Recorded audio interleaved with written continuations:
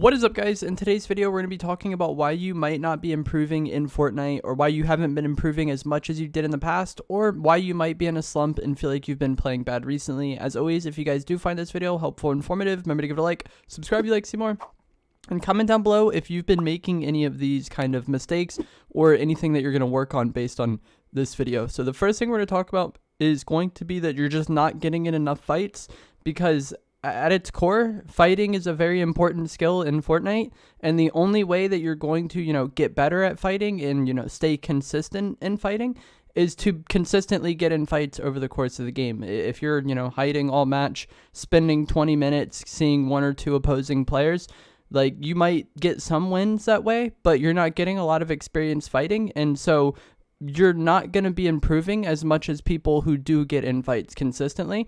And with how the matchmaking works in this game, that kind of playstyle might have worked more earlier on, and then you start getting placed into harder matches, and then you feel like you've just hit a wall and you just can't improve anymore. And a lot of that could be down to your playstyle. So the biggest thing I think a lot of players can do to improve their skill in game is just to play a little bit more aggressive, get in some fights. You might win a little less in the short term. You might be taking a few steps backwards, but you're going to take a lot of steps forward in terms of your fighting skill and also your kind of mindset when fighting. A lot of people are super nervous playing this game, super nervous getting in fights, and incredibly nervous late game. And a lot of dealing with nervousness or that stress is just putting yourself in those situations a good amount, and kind of, sometimes you win, sometimes you lose. It is what it is. It's really not that bad one way or the other. So the biggest thing I can recommend if you feel like you haven't been getting better in game recently is going to be just start getting in more fights. Another thing that can stop a lot of people from improving is that they kind of start to play a bit lazy and they forget about the fundamentals. And I think this goes with literally anything, but there's a lot of stuff you hear about and kind of work on early on that some players kind of get lazy about once they've been playing for a decent amount of time. There's going to be things like right shoulder peeks, starting fights with opening AR tags, strafing, weapon swapping properly. You probably know about all of these things, and when you first started to learn about them and implement them into your game, you were probably very conscious about starting a fight with opening AR tags and then pushing once you have damage. But once you've been playing for a while, some people kind of forget about that, or if you're just kind of playing on autopilot and not paying much attention, you might just shockwave on people without opening damage, and that's a huge 50-50. Or you might not be as concerned about right shoulder peeks, or you might not be as concerned about strafing or swapping weapons properly. Everyone does this. I think the biggest thing is just to kind of notice that you're playing lazy, you're playing on autopilot, and if you want to keep playing like that, that's fine. But if you want to, improve and get better and win in game, you're probably not going to be wanting to play on autopilot or playing super lazy. And again, everyone does this. It's not a you problem. Everyone does it from time to time. You just got to kind of pay more attention and snap yourself out of it. Like I said, you probably know about all of these things. They're basic, super simple things that everybody kind of learns about when they start playing the game. But after playing for a while and seeing some success with it, a lot of players do tend to get lazy. Bad habits kind of fall in the same camp here, where you might be doing a lot of things that aren't good because you're playing a little bit more lazy or a little bit more on autopilot, not as mindful, not as paying attention. This could be things like chasing too much, or just in general being scared to fight, like I talked about before. But some players, when they're scared to fight, will try their absolute hardest to not fight, and then they don't really start fighting back until it's already over. You'll do 200 damage while they're running, and then once they're at 50 health, that's when they try to fight. And if they had just done it earlier, then they have a better chance. You know what I mean? Left shoulder peeks, again, if you're playing a bit lazy, you might force yourself into some left shoulder peek situations more often. Over chasing is going to be a big one, especially for me. This is something where if I'm streaming and kind of been playing for a while and talking to chat, super distracted, I probably will over chase, and that definitely can cost you. Not only in Fortnite, that's a big no-no in a lot of shooters, is just to over chase or be too kill hungry that you start playing lazy and too aggro just to get that kill. It's basically the opposite of the fundamentals. Everyone has bad habits, everyone makes mistakes, but if you're doing these things consistently, they're going to crop up in your gameplay much more often. If you don't address it and you just keep letting it happen, it's going to function into a habit more and more. So replay mode can help with this a lot. I pretty much never like VOD review my games for pubs. I do in a way watch my own gameplay back when editing videos, but just being aware that like, yeah, that was a bad mistake. I don't want to keep doing that is enough for this regard, I think. So if you have been, struggling to improve, or you feel like you've been in a slump, I think just, taking a step back and trying to be more aware when you're playing and less on autopilot and kind of just focus on the fundamentals can go a long way in helping you kind of start to improve again or get back to where you once were. Not adapting, I think, is going to be another mistake that holds a lot of people back in terms of improving in Fortnite, because Fortnite is a game that is constantly changing. The map is changing. The loot pool is always changing. The weapons themselves get buffed or nerfed. There's always new items coming in. There is a lot to adapt about in this game. And if you refuse to adapt, it's going to be much harder for you to play the game. One example of this, in my opinion, is going to be shockwaves. These are a mobility item. They've been relevant in most zero build metas. They've been very good. But there's been some players who just refuse to ever learn how to use them, and it's making their life much harder for like season upon season upon season. Whereas like if they just took the little bit of time to like adjust to them and practice with them in creative, that's something that's going to go a long way in their gameplay. The Twin Mag AR, it can be another example of this. Coming from the MK Alpha last season, it was a very easy to use, low recoil weapon. And then we got the Twin Mag AR this season, which has a decent amount more recoil, and it's a bit more difficult to use. And there's players that, took the time to learn how to use the Twin Mag, and they have the reward of a really good assault rifle. And then there's some people that are like, I'm not going to use that ever. It has recoil. I guess I'll use the Havoc AR. And, the Havoc AR is not very great. So just adapting to what the meta is can be huge. There's been metas that I don't like in this game. A lot of Chapter 3 had like an auto shotty in zero build meta, and I would much rather have a pump. Like the pump shotguns in Fortnite have just always been my favorite to use. But there's times where, the meta is what it is. Last season with like pump repeater, the swapping, it was fun for a little bit, but I wanted it to get removed. Probably like a week after it was added. It was pretty annoying, but the meta is what it is. You can either adapt and play to it, or you're just going to be at a disadvantage the entire time. So if you want to play Fortnite long term, you kind of have to be open-minded in terms of like what items you're going to use and what playstyle you're going to use, because it is a game that is always changing.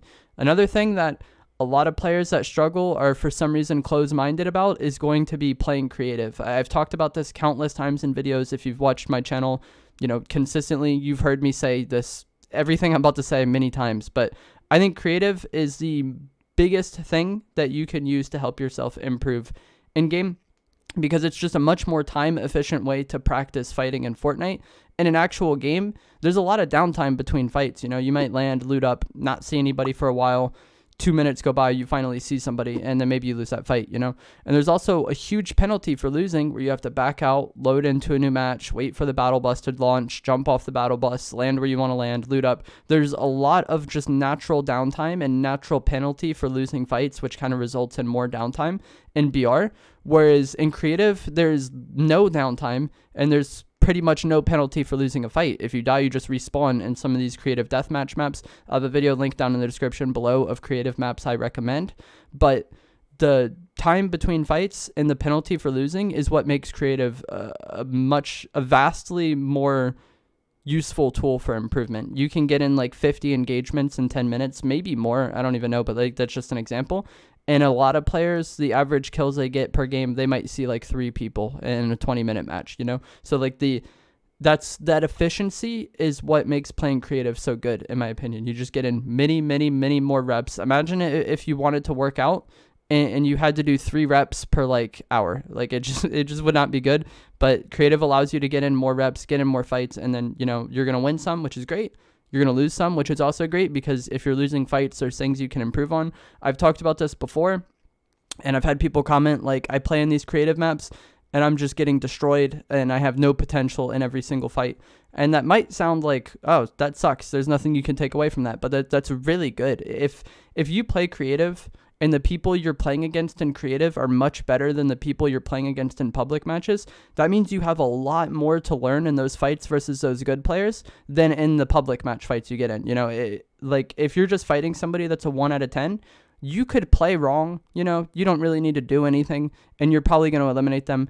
and they're not really going to do anything that will teach you any new like ways to play the game. Whereas like if you're fighting a 10 out of 10, you have to be perfect to fight that person. They're going to force you to play right. And then also there's going to be a lot that you can pick up on from how they play. And you can try to kind of emulate that into your playstyle if you think, what they did was good. So the idea that like creative lobbies are too hard, I think is actually a good thing, and it's going to like even skyrocket your improvement even more. One of the kind of knocks against creative people has always been this mindset that like, yeah, I don't have 6 hours a day to spend in creative cranking 90s or whatever. And yeah, that's unreasonable. If that was the requirement, it would be reasonable to not use creative, right? But the thing about creative is that it's a more time efficient way to improve. If you only have 10 minutes to play, hopping into a creative deathmatch and fighting people, you're going to get a lot of experience in that 10 minutes. Whereas in BR, you're not really going to gain much in 10 minutes. You're probably going to have to back out of the match anyways if you, for some reason, only have 10 minutes to play. So I would recommend playing it. You don't need to play, 6 hours a day, 10, 20 minutes a day, or, 10, 20-minute sessions a couple times a week, I think will vastly improve your skill in game. You'll be a lot better at fighting. You'll probably be less nervous fighting. And it's just, can be fun because it's just constant action, less downtime. Settings are another thing that I think holds a lot of people back from improving. This is going to kind of go back to the matchmaking point I talked about earlier on, where the matchmaking in Fortnite will start to give you harder matches as you play better. So if you're a brand new player, you're playing against mostly AI. And so a lot of players play in such a way that worked earlier on, and then once they're no longer playing against entirely AI, they hit a wall and they're like, what is going on here? I think settings can also be a decent reason why. And there's kind of like two sides of this coin. There's going to be people that change their settings way too much, and that is not good. And there's also going to be people that have really bad settings. So there is no perfect sensitivity. There's no like you have to use this sensitivity. Some people play well on bad settings, but I think, you want to look at several players' settings that play on the same input method as you. If you're a keyboard player, look at a few different keyboard players' settings and kind of find that range of where they exist. If you're a controller player, look at a few different controller players' settings and try to find that, range of sensitivity. I would say most controller players are probably at like X and Y, horizontal and vertical sense is probably between 40 and 60. But I've made settings videos before and had people comment like, I play on 20 X and Y and it works great. And it's like, yeah, maybe, but like it's going to be very hard for you to react to people in close range, and in the lower end lobbies that might not be as big of a deal. But once you start to get put against better and better players, it's going to be hard to make that work. So I've also known people in the past where like we've had new settings added where, how you swap weapons, on controller, you hit like L1 and R1 to go in either direction. That wasn't always the case. It used to just be that Y or triangle was the weapon swap button. And if you wanted to go backwards, you had to like cycle all the way through your inventory. So if you're on your shotgun, you hit triangle to get to your SMG. You now have to hit the button like 4 more times to get back to your shotgun. And then they added the Combat Pro settings, which is where you could swap back and forth. And there was a lot of players that for some reason were against switching to Combat Pro and learning those new settings and, maybe playing bad for a day or two. And then they just played worse in the long run. So I just think like what the type of settings you see a lot of like better players use probably is better. A lot of it is preference. Again, I don't think you need to copy someone's sensitivity exactly, but you probably want to be somewhere within the range of what a lot of like decent players end up. And if you check out a few different player settings videos, you'll probably see that they're all like somewhat close to each other. And then the other side of the coin, I think, is going to be people that change their settings too much. We probably all know people like this, where every time you talk to them, they're on a new sensitivity, and they're talking about how they're not used to that new sensitivity, but once they're used to it, they're going to be so much better. I think this can be bad because a lot of settings is just preference and like familiarity with it. And once you get used to it, if you're just constantly changing it, you're never going to get used to it, So I would try to find, like I said, some sort of ideal settings, try to copy some players, find the range at which they're at, and then stay with that for a while. It's not like you can't ever change it, but just it takes a while to build that muscle memory and then feel comfortable on those settings. So don't feel like you need to change your settings literally every single time you play the game. It's just going to be making it much harder for yourself unless you are dialing in your sensitivity. If you go to 40 and it feels too slow, maybe you go down to 38 and then you play for that for a little while and you're like, okay, now I'm going to bump it up to 40. That's one thing. But if you're going from like 40 to 55 to 32 to like 66, like it's just all over the place, and it's probably not going to end up helping you in the long run. The final thing I want to talk about is going to be not playing enough or playing too much. Again, like the settings thing, there's two sides of this coin. So if you're not playing enough, it's going to be hard for you to improve, and that's fine. But, if you're playing an hour a week, I feel like you shouldn't have the mindset that you're just going to be consistently getting like much better at this game. Like anything, it takes a decent amount of time to like improve and practice and get better at Fortnite. And if you don't have the time, that's fine. But also on the flip side, I think playing too much is a bad thing. And I kind of addressed this with the earlier points of like playing lazy and playing on autopilot. If you're playing 8 hours a day, I think those things are going to happen more frequently. So if you're playing an absurd amount of time and you feel like you aren't, improving, maybe take breaks. You're probably going to be less tilted playing the game, and you're probably going to be like more mindful when playing the game. So if you want to play a lot, that's fine. But just keep in mind that like I feel like playing an absurd amount kind of leads to those things I talked about at the start of the video. But that is it for this video. I hope you guys found this helpful, informative, interesting. As always, if you did, remember to give it a like, subscribe if you like to see more. Comment down below, if you've been trying to work on any of these things, and I will see you guys in the next video. Thanks for watching.